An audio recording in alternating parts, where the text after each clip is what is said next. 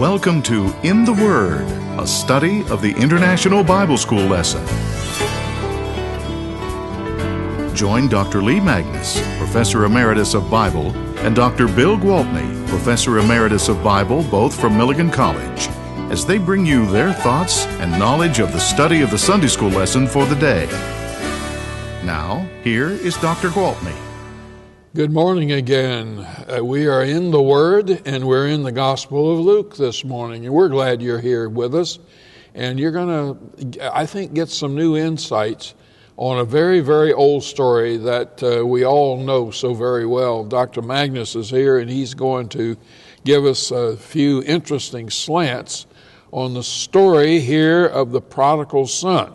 It's considered the most well-known parable of Jesus, even by people who aren't Christians. The perfect parable. It is just a beautiful story, and but it's got some fascinating layers that we sometimes don't notice. And in fact, the more familiar we are with the story, the more we miss sometimes of its true meaning. I like the language you used. It has layers of meaning. Really and I think that is the test of a parable. A parable, a true parable, has meaning on many different levels. And so we're going to find what some of them are today. Yeah. Now, we start in the middle of a chapter and in the middle of a sequence of things, and we've got to go back to the beginning, don't we? Yes, it's so important to read this parable in its context because, for one thing, we know its context. Luke gives it to us, and we find it in the first two verses of chapter 15, where it says, "Now all the tax collectors and sinners were coming near to listen to Jesus." And this brought about a reaction. It goes on to say, "And the Pharisees and the scribes were grumbling and saying, 'This fellow welcomes sinners and eats with them.'" Well, now, to eat with someone is a decided mark of friendship. Exactly. And we're going to keep that in mind for when we get to the end of the parable of the prodigal son. All right, now let's talk about the question, who are the sinners? Yes. These that seems to be a generic term. It is a very generic term. And as you pointed out recently in one of our lessons, and you said it so well, a sinner could be anybody that the Pharisees disagreed with. Yeah. It could be if they look down on your lifestyle or on your identity. Let's say you were a Samaritan, let's say, you were just born a Samaritan. You could be put in this category, or it could be your morals. It could be doctrinal differences. Right. So just about economic. Yes. And right, the assumption was that if you were sick or poor, you must have done something immoral, and that's why God is punishing you. You're being punished by God. Yes. Well, we are well aware of the fact now here in the early years of the 21st century that any society, no matter how complicated or how simple, has levels within that society. You have those that are high placed, those that are at the bottom, those that are graduated upward in a series of like layers in a layer cake, or rungs on a ladder. And this society in Jesus' day was no different. We may have more rungs in the ladder than they had, but they certainly had them. And it's very, very true. The Pharisees set very high standards for the Jewish people. And it was based on keeping the law, and as not only religion, but in terms of society, the use of money, and in social relationships. And anybody that didn't live up to their standards, would fit into various categories. I remember in reading the Mishnah one time, I came across the fact that there were at least 10 levels within Pharisee definition of Jewish society. And of course, the Kohen was the top, the priest, then the Levite, then the Israelite. That's the top three. And then you keep going down the list, and I won't bother naming off anymore, but there are those that are on the very bottom of the list. And what we see here is not only did they label people as sinners, but Jesus has now fallen into the category of sinner precisely because he reaches out to and associates with sinners. That's right. You've got to be careful who you associate with. It's this matter of uncleanness, which was such an important concept. You would become contaminated by coming into contact with something that was contaminated. Well, the word Pharisee means one who is kind of aloof. Separated. And I used the illustration of, a Pharisee would not approach a Gentile to buy a horse or any piece of property from him. Would send an agent to do that. But in contrast, Jesus did approach and make contact with Gentiles, with Samaritans, with the poor, with the sick, with the demon-possessed. So we have one category carefully defined, tax collectors. And we know that Jesus had at least one member of his intimate group who had been a tax collector, Matthew. And we're just a couple of chapters away here in Luke chapter 19 of Jesus reaching out and eating with Zacchaeus in his home, who was a chief tax collector. Well, we're just trying to set the context here. These three parables, the lost coin, the lost sheep, the lost coin, and the lost son, are told directly in response to this criticism by the Pharisees and scribes of Jesus' habit of associating with the lowly and the sinful. The lost sheep. The lost sheep. You got 100 sheep. One of them wanders off and gets lost. What does the shepherd do? Just say, well, I've got 99. I better protect them, huh? I better take care of them. But Jesus says no. He goes off and looks for the one and then rejoices when he finds that sheep and brings it back. The lost coin, the lady who has lost 10% of her wealth. But instead of cutting her losses and hanging on to the 9, she goes after the lost one. She spends money to light a light and goes hunting to the effort of sweeping the whole house to find it. And finds it and then rejoices. Yeah.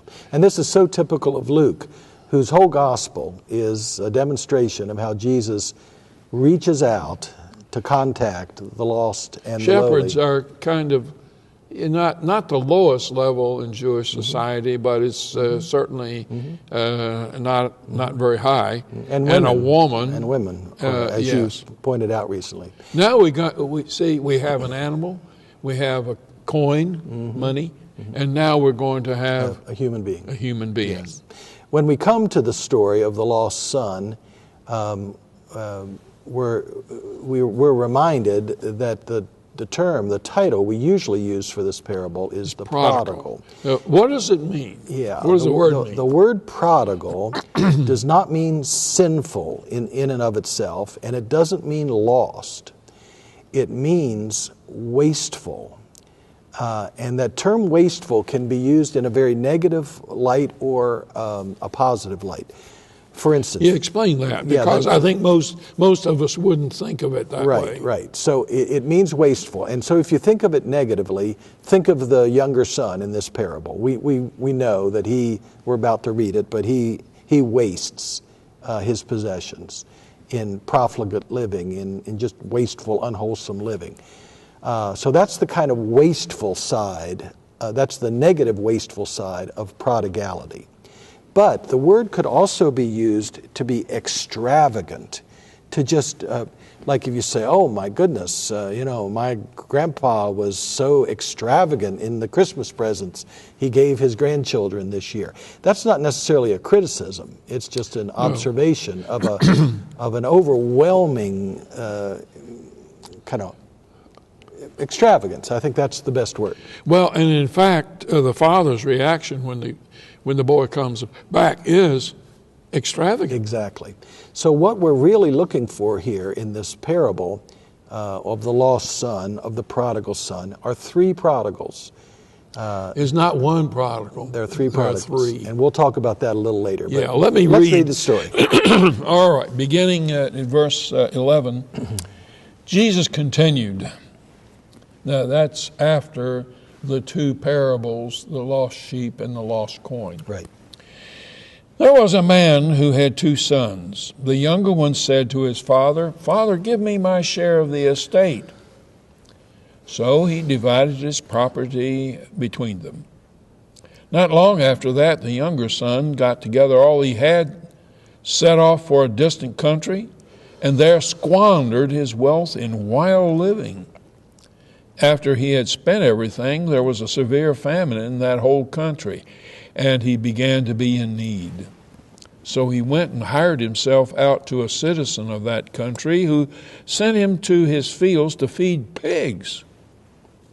He longed to fill his stomach with the pods that the pigs were eating, but no one gave him anything.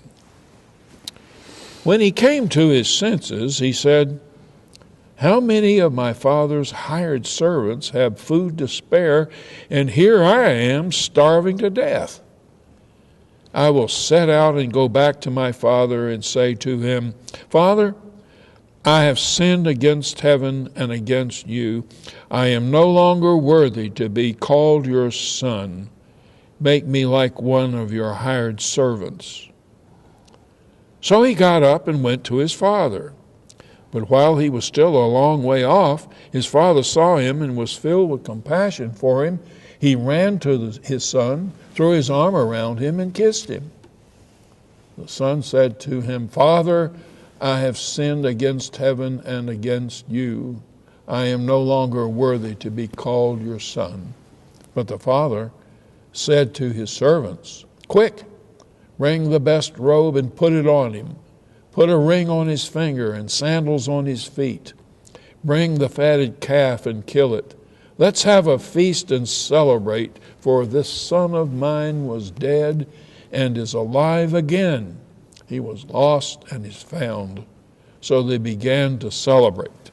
End of the printed text, but not the end of the parable. Right. As the first verse of the parable, verse 11, makes very clear, this was a man who had two sons. And if you remember back to the beginning of the chapter, we have two groups of human beings. There are the tax collectors and sinners, the lowly and the lost that Jesus was reaching out to, and there are the Pharisees and scribes. Those who lived by the law and were very proud of it. Right. And who were, in some ways, the upper crust of society and really decent people. Right, right. So we have those two groups at the beginning of the chapter, and here we have the two sons. So it's very important that we keep these two sons in mind all along. And now, we actually have three parables in which Jesus responds to the charge of the Pharisees and scribes that he had no business talking with these lower crust right. of society, of Jewish society. Well, let's talk about this younger son first, the one that we usually call the prodigal son or the lost son, because his part of the story is important, because Jesus was reaching out to sinners, and this fellow definitely could have acted better. His very first act that we see here, demanding a share of his inheritance before the death of his father, is a terribly disrespectful thing for him to have done. It's not just greedy, it's disrespectful, because according to ancient Near Eastern culture, to make a demand like this would be tantamount to saying, "I wish you were dead," or "I'm going to think of you as dead." Why don't you get on the stick and die so I can get this money and do what I want to with it? And so that's implied. It is implied. So it's not just greedy. It is deeply, deeply disrespectful. What is surprising, it's just shocking, is this inappropriate action by the younger son is followed up by a surprising action by the father. Which is? He divides the property. He does it. He's a little bit irresponsible there too. And this is we're beginning to see the prodigality of the father here. This is a very extravagant and unexpected thing to do. The average father isn't going to do this. Not in the ancient Near Eastern society. What I have read is that a father in this situation probably would have slapped his son in the face with the back of his left hand, which was a disrespectful thing to do. You've disrespected me, now I'm going to disrespect you. And might have disowned him. But according to Old Testament law, the father could have just said, "You are no longer my son, get out." Right. Well, back to the story of the younger son. We know that he goes into a distant country, and we learn a little later that it's a distant country populated by pigs and pig farmers. Pig farmers, the presence of pigs means Gentiles. Gentile territory, yes. Probably the same territory we were talking about last week. Exactly, over in the Decapolis. Yeah, east of the Jordan River and the Sea of Galilee. Yes, so this is a parable. This isn't a description of a historical event, but Jesus and his listeners may well have had that Gentile territory in mind. Yeah. That's the far country over there. Now, here's where we see the term prodigal coming up. He squandered his wealth. And that's the word from which we get the idea of prodigality here. Okay. He wasted his possessions. Right. The NIV translates it wild living. The actual Greek word is unwholesome living, unhealthy living. So it may not be quite as wild or destructive as we think, but it just wasn't really healthy behavior. Yeah. Yeah. We assume that he spent his money on prostitutes. That's the charge that the older brother makes later in the parable. But we actually don't know if the older brother knew what he was talking about. He may have just made that up. He was imagining the worst. He could have been, yes. Well, because it's very obvious in this story that the older brother and the younger brother did not get along. Right. They're at odds. They're at odds. Sibling rivalry to the nth You're not power. kidding. Yep. Well, then there's the mention of a famine, which, of course, in that part of the world is a common occurrence. And he began to be in need. A lack of rain, which happened every so often. Yeah. And so now, having run out of his inheritance, he has to go and work, and he's an outsider, so no skill. Can't get much of a job, so he ends up keeping an eye on pigs for a Gentile pig farmer, pretty lowly, and he gets even more desperate. Not enough food, so he wants to eat the pig feed. Well, he's being paid, but what he's being paid to take care of the pigs is not enough for him to live the lifestyle that he is accustomed to. Exactly. What are these pods that are referred to here? Oh, yes. I'm glad you brought that up because they figure in some storytelling among the rabbis. It's a product, the fruit of a tree called the carob tree. C-A-R-O-B. O-B, yes. Carob, okay. And it blooms in the fall, and it takes a whole year for the fruit to mature. And so as it is blooming, you have to go in very carefully, knock the fruit from the previous year off, capture it below the tree, and then you can put it to good use. Okay. And it is fit for use. They take the seeds out of it and use it for one kind of product, but then the pods are dried, ground up, and then made into a kind of flour. Mm-hmm. And it's almost like chocolate in color and in taste. But in fact, you can buy carob candy. Okay. At least in the Middle East. But in this parable, it's evidence of his desperation. Oh, it's really common food for animals. Animals, but not for humans so much. It has to be processed for humans to eat it. Well, he's so desperate, he wakes up and to his condition and says, "I'd be better back with my father." But it's very important. He doesn't presume to go back as his father's son. No. He knows he's disrespected his father. He really has been knocked from a perch. Yeah. And he's fallen about as far as he can fall. With pigs? Exactly. Unclean, the uncleanest of the animals. Yeah. He doesn't presume to go back as a son, and he doesn't even presume to go back as a servant. It's important to note that. This term is not the term for a household servant or slave. No. He wants to go back as a hired servant. That means a day laborer.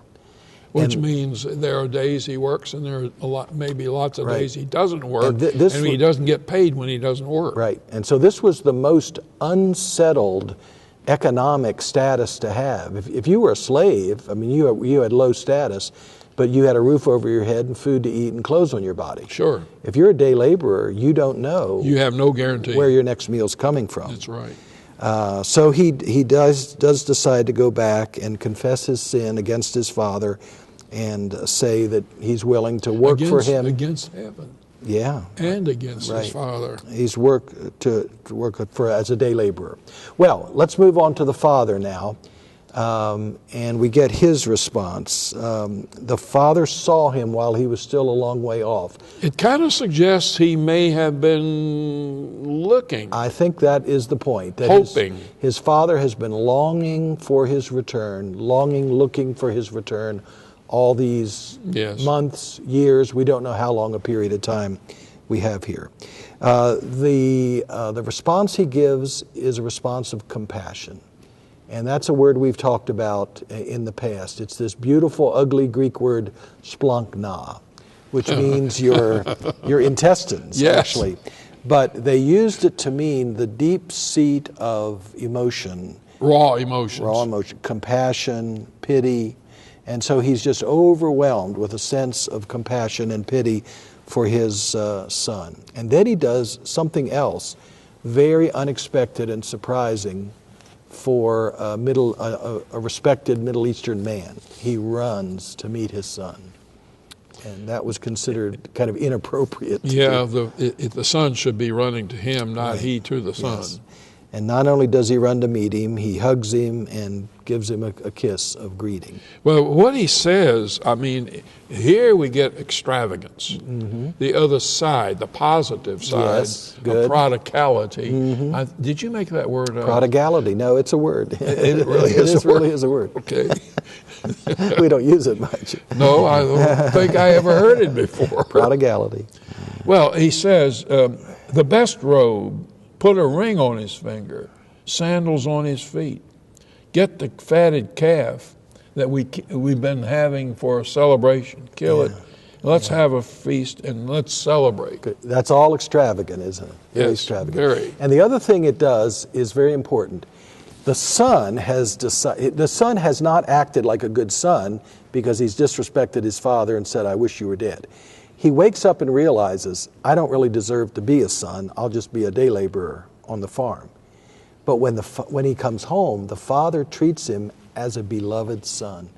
In the eyes of the father, he still is a son. Now, going back to the Pharisee ladder within society, he has dropped from the top three rungs to the bottom rung, or pretty close to the bottom rung.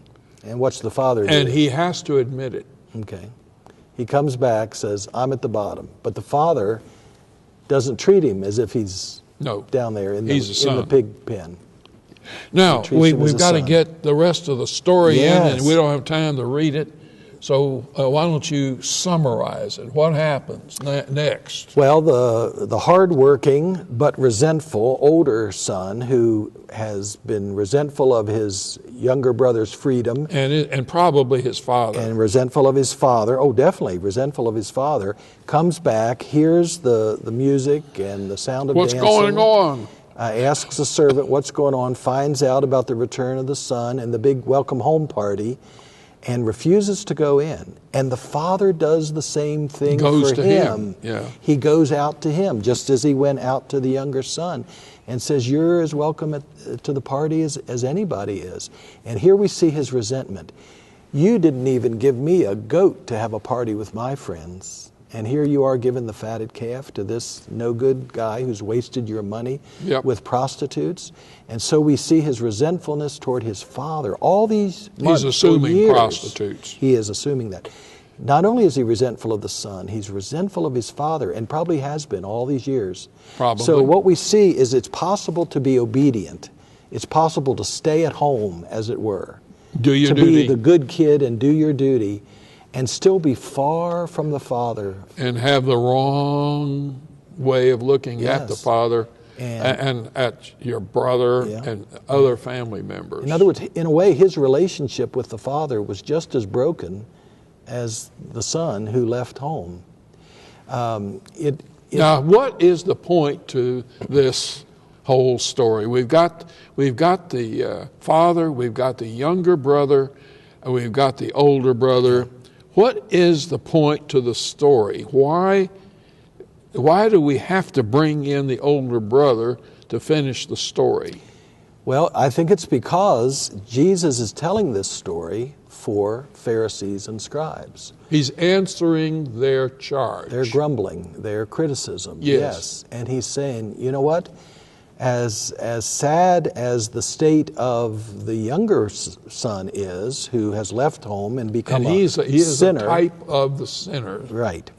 As sad as their state in their relationship to God, your relationship with God is just as problematic, maybe even more so. In other words, the elder brother with his sour attitude is precisely the description, Jesus' description of the Pharisees and scribes. Because they were resentful of Jesus reaching out with the good news of God's love and forgiveness to these younger sons. They don't deserve it. Tax collectors and sinners, who don't deserve it.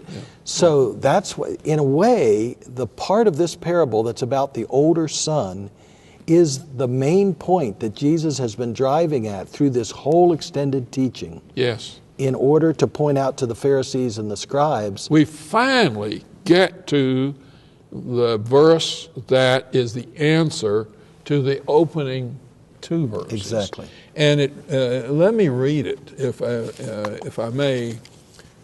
He says, the father says, "Son, you are always with me, and all that is mine is yours.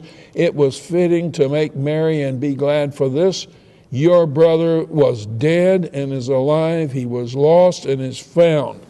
End of verse, end of the chapter, end of the story. So what is the older brother going to do? Is he going to go in? And, we don't know, do we? We don't know. No. And so Jesus leaves the Pharisees with the question, hanging. how are you going to behave now? Yes. Are you going to continue your resentment of these people and of God's love for them?